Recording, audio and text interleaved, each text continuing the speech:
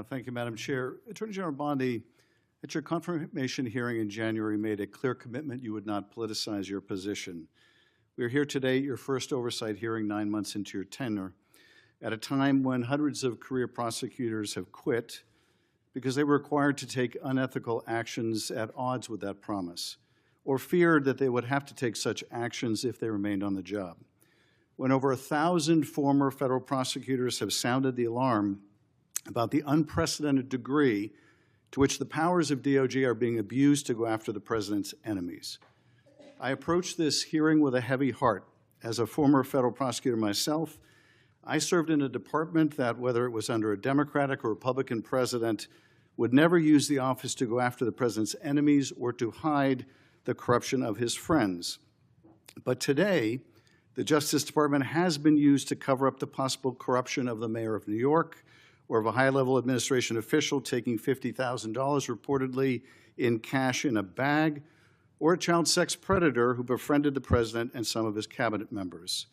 And instead of preventing partisan weaponization, your department has engaged in a brazenly political prosecution at the president's explicit direction.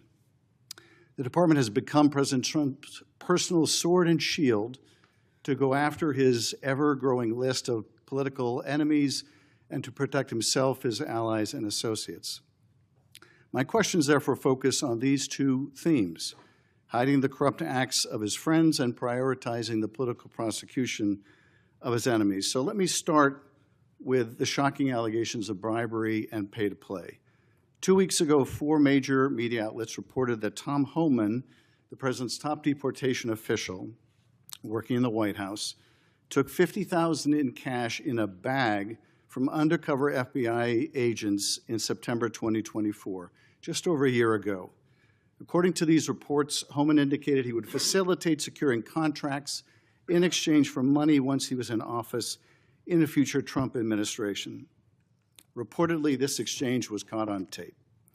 Rather than pursue this investigation without fear or favor, the department and the FBI under your leadership or that of your predecessor before you confirmed quietly shut it down.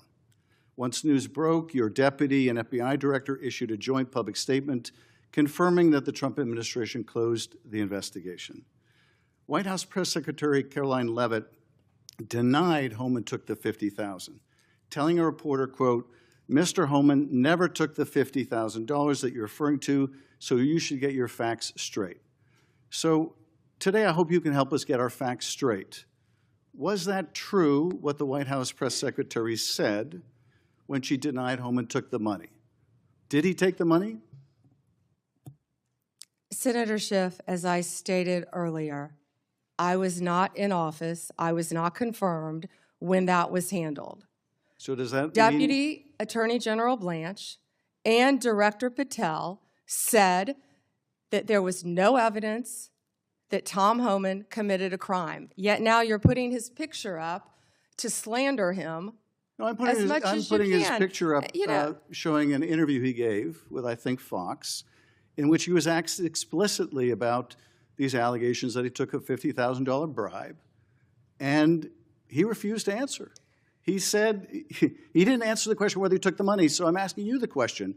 Did he take the money? Senator Schiff, I answered that question multiple times. And frankly, you know. Well, I don't think, with respect, I don't think you did. But in case I just didn't hear you, what is the answer? Did he take the money?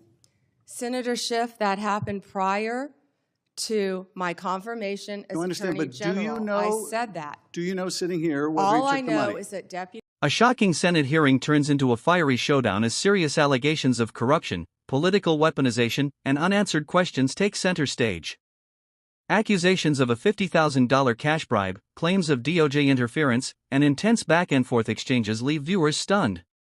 What really happened behind the scenes? Why were key questions avoided? And what does this mean for the future of justice and accountability? Watch the full breakdown of this intense moment and decide for yourself what you've refused to answer today. So these are just some of the questions you refused to answer, or have answered with personal attacks on members of this committee. You were asked whether you consulted with career ethics lawyers, as you promised you would do, during your nomination hearing when you approved the president receiving a $400 million gift from the Qataris? You refused to answer that question. You were asked who or what role you may have played or who played the role in asking that Trump's name be flagged in any of the Epstein documents gathered by the FBI. You refused to answer that question. You were asked whether Homan kept the $50,000 bribe money. You refused to answer that question. You were asked whether Homan paid taxes on the $50,000 bribe money. You refused to answer that question. You were asked, did career prosecutors find insufficient evidence to charge James Comey? You refused to answer that question. You were asked, how are military strikes on these boats in the Caribbean legal? And you refused to even answer that question. You were asked, a law degree, excuse me. You were asked, did you discuss indicting James Comey with the president? You refused to answer that question. You were asked, did you approve the firing of antitrust lawyers who disagreed with the Hewlett-Packard merger? You refused to answer that question.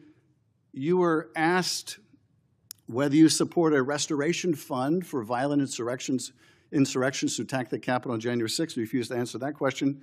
You were asked whether you were firing career professionals, career prosecutors, just because they worked on January 6th investigations. You refused to answer that question. You were asked by my California colleague whether you believe government officials, like immigration officials, have to abide by court orders. You wouldn't even answer that question. This is supposed to be an oversight hearing. Oversight? Excuse me, you can attack me after my time is over. You've attacked all of us, including President Trump, for your entire career. You can attack me later, and I know you've got plenty of canned attacks. We've heard them all day today. Canned attacks on you? This is supposed to be... No one needs a canned attack on you. Regular order, Madam Chair. I'm trying to speak. This is supposed to be an oversight hearing of the Justice Department.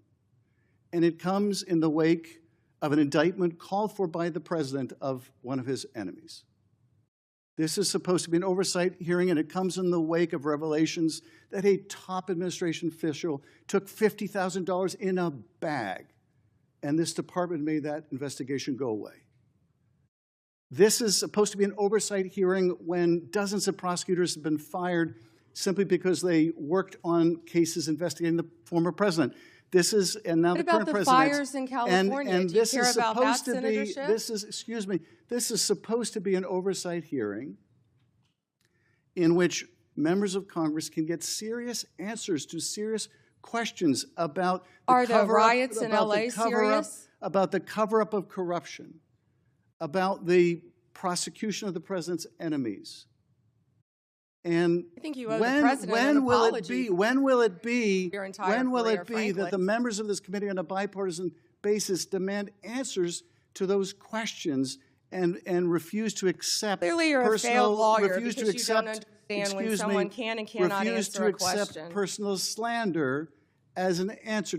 Please don't forget to like, comment, and subscribe for more breaking political coverage.